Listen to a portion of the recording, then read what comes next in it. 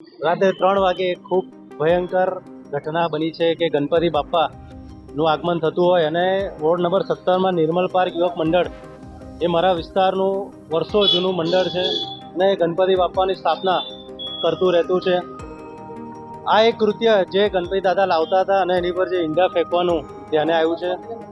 હું તો કહું છું કે આ એક ઘટનાને આતંકવાદી ઘટના ગણવામાં આવે, કારણ કે આ રીતનું કૃત્ય બિલકુલ ચલાવી દેવામાં આવે નહીં.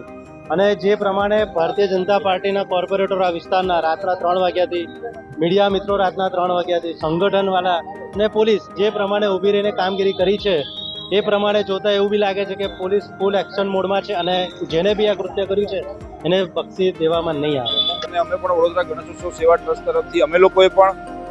એક ડિમાન્ડ મૂકી છે કે સાહેબ આ લોકોને પકડીને એમના ટાંટિયા તોડવામાં આવે અને એમના વરઘોડા કાઢવાની અંદર આવે અને આખા ખાલી વડોદરા શહેર નહીં પણ આખા ગુજરાતની અંદર એક ઉદાહરણ બેસાડવાની અંદર આવે કે આવું કોઈ પણ કૃત્ય ધાર્મિક તહેવારો દરમિયાન કોઈ કરી ન શકે.